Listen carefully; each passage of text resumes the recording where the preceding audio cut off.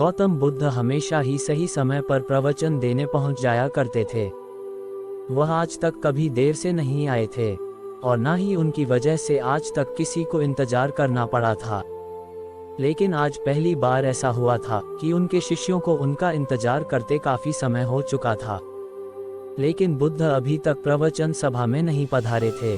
शिष्य आपस में बातें कर रहे थे कि जरूर आज तथागत बुद्ध को कोई जरूरी काम आ गया होगा, वरना वह हमेशा ही समय पर आ जाते हैं। जब शिष्य यह बातें कर ही रहे थे कि तभी अचानक गौतम बुद्ध अपने हाथ में एक कमल का फूल लिए वहां पर पहुंचे और एक पेड़ के नीचे लगे आसन पर आकर बैठ गए। आश्रम में करीब 500 शिष्य थे जो उनका प्रवचन सुनने के लिए इंतजार कर रहे थे। इन 500 शिष्यों के अलावा आश्रम में एक और शिष्य था जिसका नाम था महाकश्यप। आश्रम के बाकी शिष्य मानते थे कि महाकश्यप पागल है, क्योंकि वह कभी भी उनके साथ बैठकर बुद्ध के उपदेशों को नहीं सुनता था। उसने आज तक कभी ध्यान भी नहीं किया था और ना ही कभी ध्यान करने का कोई प्रयास किया था।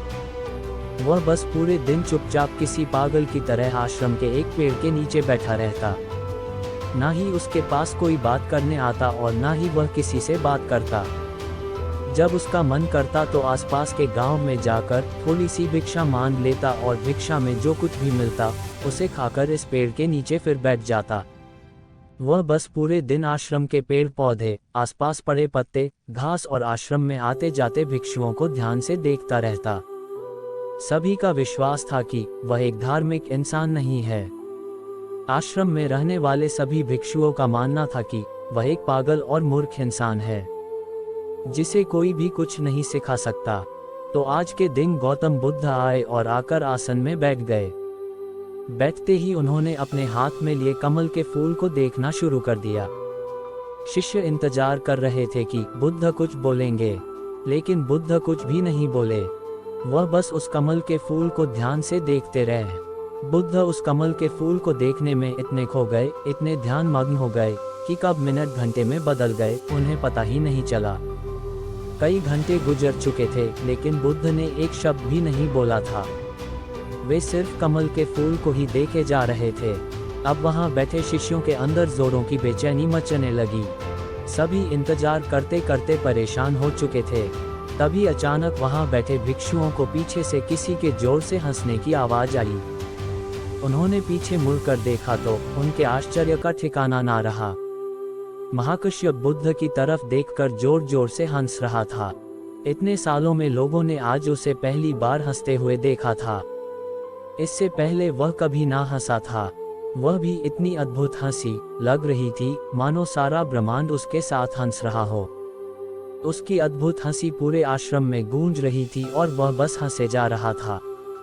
भिक्षुओं ने बुद्ध की तरफ देखा। वह अभी भी उस कमल के फूल को ही देख रहे थे और उनके आंखों से आंसुओं की धारा बहे जा रही थी। थोड़ी देर बाद महाकश्यप ने हंसना बंद कर दिया। उसके बाद बुद्ध ने अपनी नज़र कमल के फूल से हटाए और वहां बैठे भिक्षुओं की तरफ देखकर कहा, मैं जो कुछ भी तुम्हें शब्दों के माध्यम से दे सकता था, मैंने वह सब तुम्हें पहले ही दे दिया है। लेकिन जो शब्दों के माध्यम से नहीं दिया जा सकता, वह मैंने महाकश्यप को दे दिया है। और यहाँ से शुरुआत होती है जैन की। जैन एक संस्कृत का शब्द है। इसका मतलब होता है ध्यान। गौतम बुद्ध ने दुनिया को ध्यान सिखाया और फिर बौद्ध धर्म इस ज्ञान को चीन ले गए, जहाँ इसे जैन कहा जाने लगा। फिर चीन से होते हुए यह जैन परंपरा जापान, कोरिया और दक्षिण पूर्व एशिया की कई देशों में फैल गई। जैन आत्मज्ञान प्राप्त करने का एक बहुत ही अजीब लेकिन अद्भुत तरीका है, क्योंकि इसमें किसी भी तरह की कोई बाधा, कोई बंधन नहीं है। क्योंकि इस परंपरा का न तो कोई निश्चित विज्ञान है और न ही कोई शिक्षाएं, न कोई ज्ञान और न ही कोई निश्चित अभ्यास करने की विधि। आपको अपनी आंखें बंद करके बैठ जाना है और इंतजार करना है। फिर यह घटना आज नहीं तो कल आपके अंदर घट ही जाएगी। जैन परंपरा में ध्यान करने का कोई निश्चित तरीका नहीं है। इसमें बस आपको जागरूक होकर यह देखना होता है कि आपका दिमाग में किस तरह के विचार उठ रहे हैं।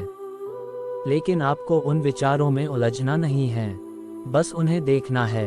एक विचार उठेगा और फिर वह अपने आप गायब भी हो जाएगा। बस आपको उन्हें पूरी जागरूकता के साथ देखते रहना है। जब आप मन में उठने वाले किसी एक विचार का निरीक्षण पूरी जागरूकता के साथ करते हैं और फिर जब वह विचार आपके मन से गायब हो जाता है और आप दूसरे विचार के निरीक्षण के लिए तैयार होते हैं, तो आप पाएंगे कि दूसरा विचार उतनी तेजी और जल्दी से नहीं उठेगा। ऐसा इसलिए होता है क्योंकि जब आप अपने मन के विचारों पर ध्यान देना शुरू कर देते हैं, तो हमारे मन के भाग दौड़ कम हो जाती है और मन शांत होने लगता है। और फिर एक ऐसी अवस्था भी आती है जब हमारा मन विचार मुक्त हो जाता है। जब मन में कोई विचार नहीं होता, तो विचारों के बीच की यही विचारहीनता ही सच्ची चेतना कहलाती है। शुरुआत में इस विचारहीनता का समय ज़्यादा लंबा नहीं होता, यह ज़्यादा से ज़्यादा 8 से 10 सेकंड का ही होता है, क्योंकि हमारे दिमाग को सालों से लगातार सोने की आदत पड़ चुकी है। लेकिन अगर हम लगातार प्रयास करते रहे, तो धीरे धीरे विचारहीनता का यह समय भी लंबा होता चला जाएगा और यह समय जितना लंबा होगा उतना ही हम ज्ञान को समझ पाएंगे और उतना ही हम खुद के और करीब होते चले जाएंगे।